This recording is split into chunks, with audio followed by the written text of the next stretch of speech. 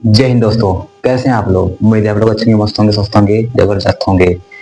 आज की इस वीडियो में हम लोग देखने वाले हैं हड़प्पा सभ्यता का राजनीतिक और प्रशासनिक दशा कैसी थी। तो इस पर आज हम लोग चर्चा करने वाले हैं।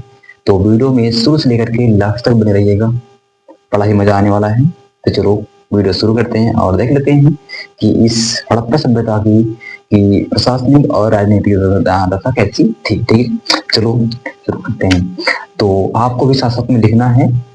तो इसमें का जो पहला हो जाएगा वो शासन का स्वरूप कैसा था। कि शासन शासन का स्वरूप कैसा था। स्वरूप शासन का जो यहाँ का स्वरूप है वो कैसा है। तो हम लोग मानते हैं कि यहाँ का जो शासन का जो स्वरूप था वो एक गणतंत्रात्मक मानते हैं। यानी कि यह अनुमान लगाया जाता है, क्योंकि हम लोग मानते हैं सिर्फ यह अनुमान अनुमान लगाया जाता है कि यहाँ का शासन का स्वरूप एक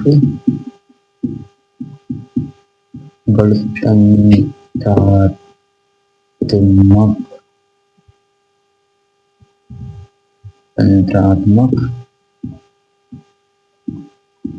था। समझ गए? यानी कि हम लोग सिर्फ ये अनुमान लगाते हैं कि हाँ, यहाँ का जो शासन व्यवस्था था वो कैसा था, एक गणतंत्रात्मक शासन व्यवस्था था। समझ गए? और अब बात आती है कि इसकी राजधानी, यानी कि यहाँ का जो राजधानी थी हड़प्पा सभ्यता की, कौन सी राजधानी थी और कितनी राजधानी थी। तो हड़प्पा सभ्यता की वैसे देखा जाए तो दो राजधानी थी। दो राजधानी वो कौन सी है उसको भी हम लोग बात करते हैं। राजधानी कौन सी थी इस पर हम लोग बात करते हैं। तो देखो, जो इसमें का जो पहली राजधानी थी फर्स्ट वाला वो था मोहनजोदड़ो। क्या था? मोहनजोदड़ो।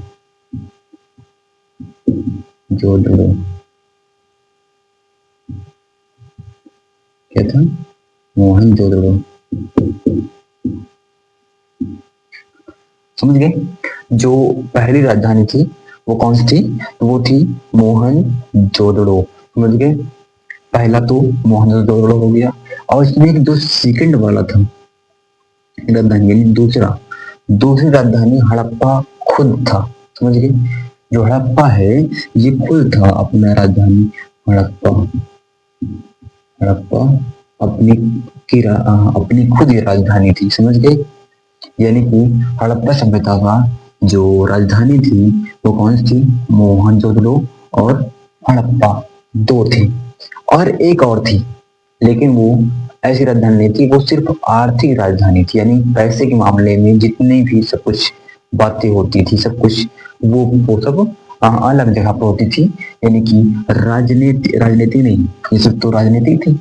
वो जो थी वो आर्थिक, यानी कि कौन सी वो, तो वो था चंदहुडड़ो। कौन था? चंदहुडड़ो।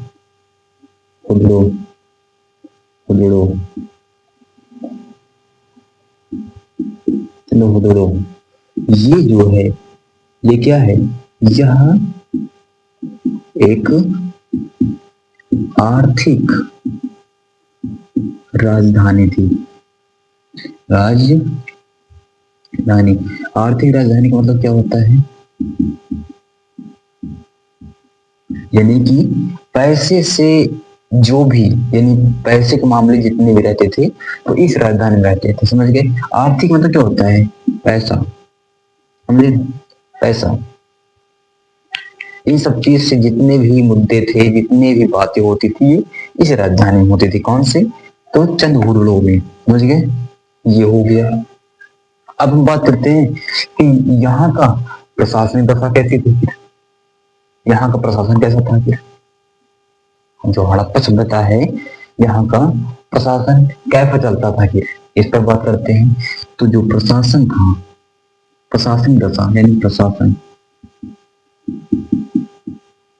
प्रशासन की दशा, जो प्रशासन की जो दशा है वो कैसा है? तो ध्यान देना, प्रशासन एक गतिशील था। यहाँ का जो प्रशासन वो कैसा था? गतिशील। गतिशील का मतलब क्या होता है कि कोई एक वंश का ही राजा नहीं बनेगा, या कोई एक ही वंश का कोई हुक्म नहीं चलाएगा, ठीक है? तो ऐसा था, अलग अलग आएंगे अपना अपना चलाएंगे, समझे ना? जैसे इसमें लोकतंत्रात्मक में है ना, अपने भारत देश में क्या है, पार्टी बनाओ जीत गए लोग, अगर आपको चाहते हैं तो आप जीत जाएंगे। कोई ऐसा नहीं कि हाँ आप एक वंश के हैं, आपके ही बेटे राजा बनेंगे, प्रधानमंत्री बनेंगे, ऐसा नहीं था। इसमें भी ऐसा नहीं था। यानी कि जो प्रशासनिक दशा थी वो कैसी थी? वो गतिशील थी। यानी प्रशासनिक दशा,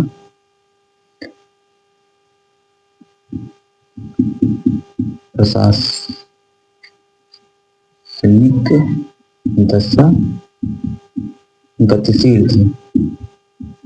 कैसी थी? गतिशील थी, समझ गए? जो यहाँ की प्रशासनिक दशा थी वो कैसी थी? वो गतिशील थी, समझे ना? लोग आते थे, अगर उनको लोग चाहते हैं तो वो बन गए राजा, लेकिन नहीं तो वो हट गए, उनके वंश वाले भी हट गए। तो ऐसा नहीं था कि हाँ तुम्हारा ऐसे तुम हो, तुम्हारे वंश के जो बेटे होंगे फिर वो होंगे वो होंगे, तो ऐसा नहीं कि एक ही वंश के लोग हो, नहीं, अलग अलग, समझ गए ना? तो वही कहते हैं गतिशील था, समझ गए ना? यहाँ का जो प्रशासन प्रवृत्ति वैसी थी, वो एक गतिशील था, समझ गए? ठीक है। अब आता है हड़प्पा सभ्यता। ये जो हड़प्पा सभ्यता है इसका नगर नियोजन कैसा था, यानी कि नगर कैसे थे, आखिर नगर दिखने में कैसे थे? तो हड़प्पा सभ्यता का नगर नियोजन, हड़प्पा सभ्यता का नगर नियोजन, नगर नियोजन यानी कि हड़प्पा सभ्यता का नगर नियोजन कैसा था, यानी कि नगर दिखने में कैसे थे, यानी कि जो हड़प्पा सभ्यता का जो नगर नियोजन था वो कैसा था? तो पहली बात, जो हड़प्पा सभ्यता का जो नगर नियोजन था ये एक सुव्यवस्थित था, यानी कि लगता था कि कोई इंजीनियर बनाया हो, समझे? इतना सटीक बनाया गया था, लगता था कि कोई इंजीनियर इसको बनाया हो अच्छे से, पूरा नाप करके 90 डिग्री पर सब रोट करती थी, नालियां सुव्यवस्थित थी वहां की, समझे? तो यानी कि सुव्यवस्थित तरीके से, समझ गए? यहाँ क्या था? सुनियोजित, सुनियोजित, सुनियोजित सभ्यता थी, समझ गए? सभ्यता थी सुनियोजित, मतलब होता है कि एकदम पूरा सटीक, जैसे कोई इंजीनियर ने हड़प्पा सभ्यता के मकान को, तो वहां पर नालियां थी, सड़कें थी, इतना व्यवस्थित तरीके से बनाया गया था, लगता था कि पूरा कोई इंजीनियर आ गया हो आधुनिक युग का, इतना सटीक बनाया गया था, समझ गए? तो ये हो गया। और यहाँ का जो नगर था उसे हम दो भाग में विभाजित करते हैं, यानी कि हम हड़प्पा सभ्यता के जो नगर थे उन्हें हम दो भाग में बांटते हैं। हाँ, तो इसमें लिखेंगे हड़प्पा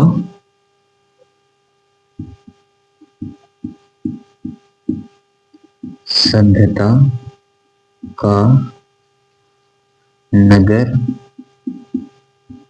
दो भागों में विभाजित था, समझे ना? एक पॉइंट होगा, यानी कि जो हड़प्पा सभ्यता था वो कितने भागों में? दो भागों में विभाजित था। अब वो कौन से दो भाग थे, कि वो कौन से भाग थे? ठीक है, तो हम इसे यहाँ समझते हैं। देखो मान लो ये कोई जमीन है, ये कोई जमीन है, समझ गए। मान लो ये कोई जमीन है, तो इसके ऊपर जो मकान जो घर बनेगा वो एक हो गया, और एक जमीन है। और मान लेते हैं कि इसके नीचे यानी गड्ढा खोद करके कोई बनाए ऐसे मकान, तो एक वो घर हो गया, समझ गए। यानी कि मकान या फिर बनेगा इसके ऊपर या फिर जमीन के नीचे, तो ये बनेगा। तो ऐसे घर जो जमीन के ऊपर बनाए गए थे उन्हें हम कहते हैं ऊपरी गढ़ी। क्या कहते हैं? ऊपरी, ऊपरी गढ़ी। और जो नीचे बनाए गए थे उसे निचली गढ़ी, उसे उसे कहते हैं निचली गढ़ी, निचली गढ़ी।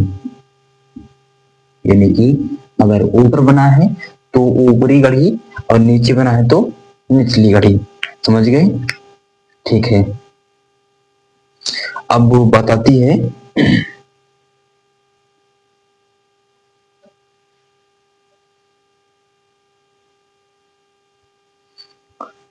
ठीक है। अब हम बात करते हैं कि जो ऊपरी गढ़ी थी और जो निचली गढ़ी थी इन इसमें अंतर क्या था। तो ध्यान देना, अगर निचली गढ़ी रहेगी तो इसमें सिर्फ खुला कहां पर रहेगा? ऊपर, क्योंकि इसके अगल इधर बगल भी मिट्टी है, इधर मिट्टी है, नीचे मिट्टी है ना, सिर्फ ऊपर खुला है। सेफ्टी सुविधा कहां पर है? निचली गढ़ी में और ऊपरी गढ़ी में। तो अगर आपको सेफ्टी चाहिए तो पूरे चार तरफ क्या करना होगा? बंद करना होगा, है ना नहीं? ये करना होगा क्योंकि यहाँ पहले से ऑलरेडी पहले से बंद है, यहाँ पर इधर से बंद है, इधर से बंद है, ये यहाँ पर पूरा खुला है। अगर यहाँ पर घर बनाओगे तो चारों तरफ से क्या करना होगा? बाउंड्री करना होगा, है ना। तो यहां पर क्या करेंगे,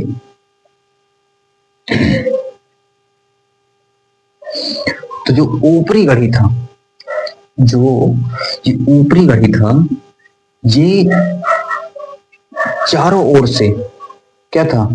चार दीवारी से घिरा था, क्योंकि जब तक चारों ओर से घेरेंगे नहीं तब तक यहाँ पर सेफ्टी महसूस नहीं होगी। यहाँ पर कोई भी जानवर आ सकता है, कभी भी हमला बोल सकता है। लेकिन निचली गढ़ी में कोई दिक्कत नहीं, ऊपर कुछ तान दे, नीचे पूरा सेफ्टी। तो ऊपर अगर सेफ्टी चाहिए क्या करना होगा? चारों ओर क्या करना होगा? चार दीवारी से बंद करना होगा, है ना। तो इसके चारों ओर, चारों ओर से, चारों ओर चार दीवारी से, चार दीवारी से घेरा था। यानी कि जो ऊपरी गढ़ी था वो क्या था? वो चारों तरफ से, चारों तरफ से चार दीवारी से घिरा था, समझ गए। यानी कि दीवार यहाँ पे मान लो यहाँ पर घर है तो इसके चारों ओर ऐसे क्या कर दिए? एक बाउंड्री बना दी। लो अब आए कोई, अब ये भी सेफ है और जो निचली गढ़ी है वो तो सेफ है ये पहले से, समझ गए। तो बस इतना ही था इसमें, समझ गए। तो उम्मीद है आप लोग को ये वीडियो अच्छा लगा होगा। अगर अच्छा लगा है तो हमारे वीडियो को लाइक करना, शेयर करना और हमारे चैनल को सब्सक्राइब जरूर करना।